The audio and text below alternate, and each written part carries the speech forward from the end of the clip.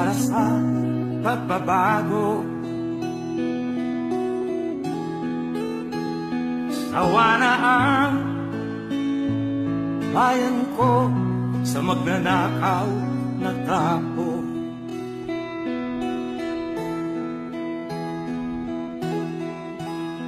Madilim na kahapon,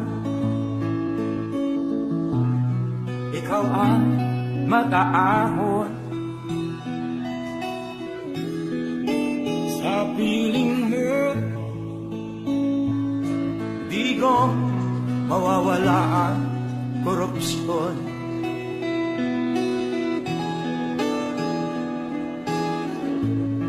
Tayo na Pilipinas, tayo na magbago. Ladies and gentlemen, please make way for the other guests tonight. Tayo para sa pagkasenso. Ikaw at ako, tayong lahat kay Rodrigo Duterte, para sa tunay na pagbabago.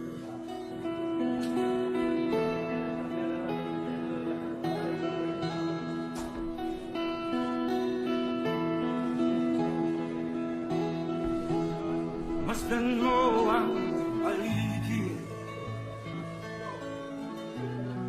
alamak mga krimen,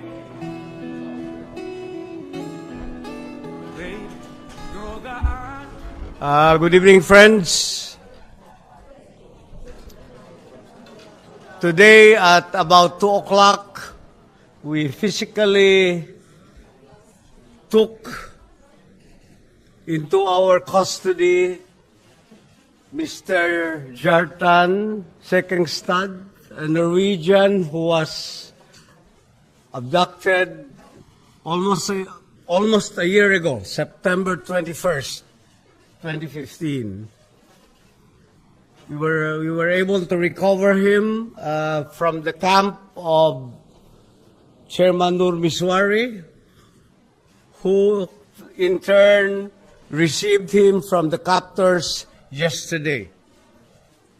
Together with him, we were able also to receive the 3 Indonesians that have already, upon instructions of the President, turned over to a representative of the Indonesian government in Holo today, and they are now on their way to Jakarta. Tonight, Mr. President, may I then therefore present to you Jartan Sekengstad, who is now a free man. Jartan?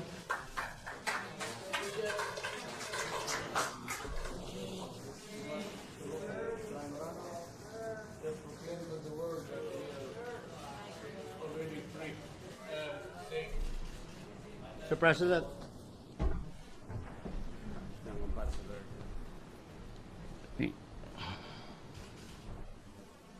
Ambassador Eric Turner and company, Jartan, the hostage, ladies and gentlemen.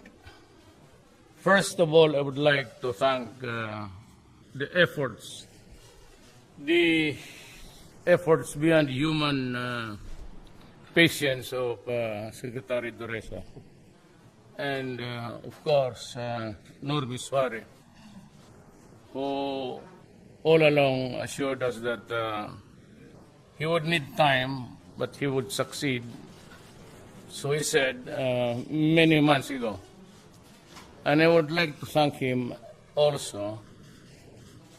And of course, Sakurtan, the former governor of Sulu. It was a long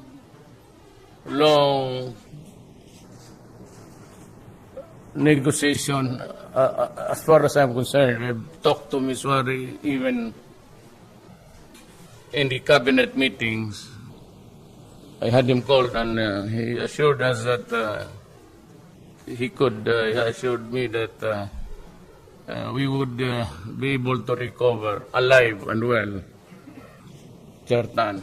And so here we are. So the effort actually belongs to Ms. Suari, Secretary Doresa, and Sukurtan. I was just, there directing the traffic of where and how to go about the job, and simply just investing upon them the full authority to negotiate and see to it that nothing of this sort will happen again. But the problem is it safe in Mindanao? I cannot tell you now, but we are trying our very best to put order in this country. We are racked with so many problems: kidnapping in the south, terrorism, drugs, which is really pulling us down. And I can say that we would need time, I said, to put everything in order. That self-imposed time of 3 to 6 months, well, I did not realize how severe and how serious the problem of drug menace in this republic until I became president. So when I started to press everybody, so it was like a worm out of the can. And nobody would have believed that there would be about 700,000 new guys, maybe in the drug business that have surrendered to the police and military. But the problem is, it was headline, I cannot kill them all. You see, even if I wanted to, that was what I said. I prefaced my statement. Even if I wanted to, I cannot kill them all, because the last report would be this thick. And prominent, really, are barangay captains who are there. And just like other places, the barangay captains connive or cooperate or extend assistance to terrorists and drugs. Everything down here, it seems to be, well, in Manila, but down here on the ground, it's really a far different from what we would like to see that would happen. I think I will give it to Congress to decide. Kaya sabi ko, hindi ko kaya to, baski gusto. Even if I wanted to. But it was cut short by saying, I cannot kill them all. That's what the inquiry came out. Even if I wanted to, I said to the soldiers yesterday, I cannot do it. This thick. And that is why I joined the call for the postponement of the barangay elections. You know why? Because if we hold the elections now, drug money is still going around, and the barangay captains, most of them are really into it. They would just stay in power, and this time they have the money, and they will win. So we'll have a narco politics on the lowest government unit, which is the barangay. And that will be the start of our, maybe, our perdition and agony. Hindi ko pwedeng mag-election tayo ngayon. Maraming Marami talaga ba dito sa Davao? And I never realized it. I didn't even know. I said, I am a president who holds office. I do not investigate. I do not ask questions. I only receive reports from the military and the police and the validation of PIDEA. So, this new list was there before me about 2 months ago, but I ordered a validation just to make sure. And, what's really funny, the Alcala, we knew that somebody was operating there, but with the, I told the police to be very careful, set it up, do a clean job, get the witnesses to be there, including the media when you arrest, so that you'll have a good story and we can prosecute. So that's how bad things are right now. But just give me a little extension, maybe of another 6 months. Then I was nobody ever. I didn't have that idea that there was hundreds of thousands of people already in the drug business. And what makes it worse is that they are operated now by people in government, especially those elected positions. So it will be government versus government. Nakita ninyo ang process barangay captains sat around with guns, with bodyguards. So we'll just have to defang them, get the police out of as bodyguards. I will now order, I will not allow any policeman to act as a bodyguard of a barangay captain. If you think that you're afraid of being killed, if you are there in the rural areas by the NPAs, then do not run for public office. Find another occupation. But because from the looks of it, it was really, it's a government already doing the operation, the illegal drug. And they just don't realize it because it's not their country. But we go back now to the order and disorder.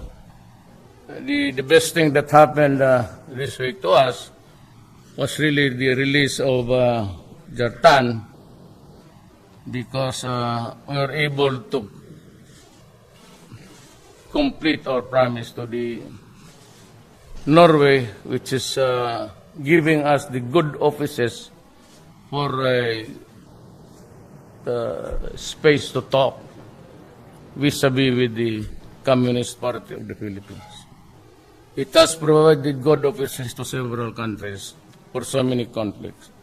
And I salute, Mr. Ambassador, your country for being peaceful. And I was joking to the ambassador, you are the descendants of the Viking. We're really fierce fighters. If there is a group there still remaining, could you just bring them here and we'll just let them loose somewhere in Basilan? But the Slavs are very peaceful race now. And again, Jess, salamat for helping. And of course, he's the only one who can do it because he has the problems of Mindanao at his fingertips. Has been there for quite a time. And if we succeed now, that will be a long journey also for him. From the time of Mr. Ramos to President Arroyo and now sa akin. Hopefully, in the fullness of God's time, we would be able to establish really law and order in this country. There are simply too many gangsters and terrorists. There are simply too many battles here and there. And I assure you, and I said that when the time comes, I will inform you. I'll just inform you that we have been able to catch up with them. Nothing else except that I will just say now, your travels in life are over. Until such time that we get they want true justice, we'll give them. That's what they want. That is all for the evening. The ambassador is flying out at 10. He's going to just stay behind. Maybe. He's also leaving. Okay. He might want to just go around, but near my city, not there in the islands. I do not have a control over those. But you know, I said terrorism is everywhere. New York just blew up. So, there's no escape of terrorism. That is the next great battle of the century. Terrorism and civilization. Those who believe in civilization, those who believe maybe it will spell the end of the planet. Maraming salamat po. Thank you, Mr. President. Question? I will first request Jartan to say a few words. Jartan, please. And Ambassador. Good evening, everybody. I'd like to express a heartfelt thank you to the President, Secretary Deresa, the Chairman, Mr. Rari, and his finest men who released me yesterday afternoon, got me out of captivity. Also the Norwegian embassy, the Norwegian team, my Filipino family, my family in Norway, everybody who has helped make this release possible. I am very happy to be alive and free. It's a beautiful feeling. Thank you all. May we request His Excellency Ambassador Fournier for Okay. a few words? Mr. President, Secretary, I would like to thank, on behalf of the Norwegian government, thank the President for his outstanding help to ensure the safe release of Mr. Sekkingstad. The President's personal commitment, even before he took office, has been crucial to solve this issue. I would also like to thank Secretary Duterte for his tireless efforts to help Kjartan over several months. His dedication has been outstanding and has contributed enormously to get Mr. Sekkingstad out alive. I would also like to thank the security forces, the PNP, and above all, the AFP, and all other individuals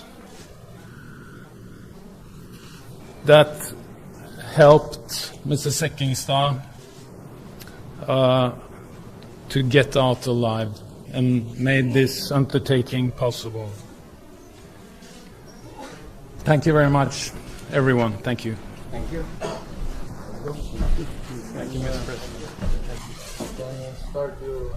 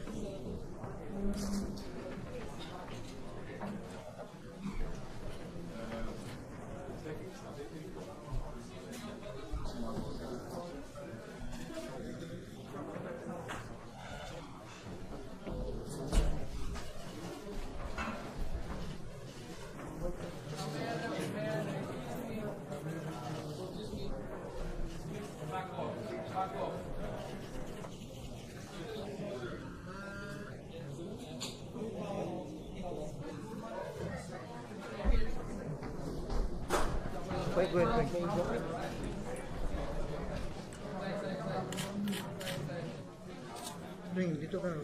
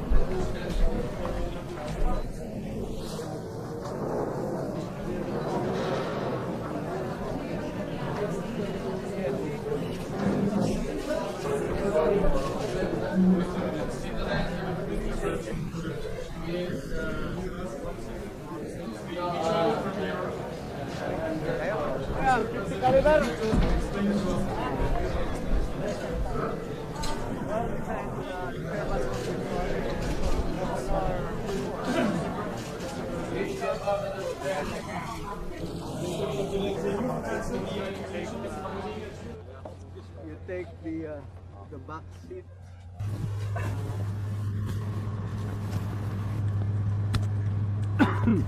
Naisahan. Yun, mas maganda yun. Kinakyat pa tayo. Hindi, mas gusto ko yun. Worldly possessions.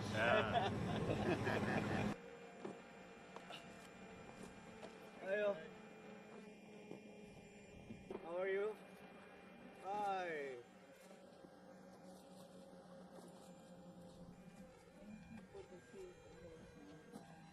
My sister uses condoms. Take something before proceeding to. Family prepare naman.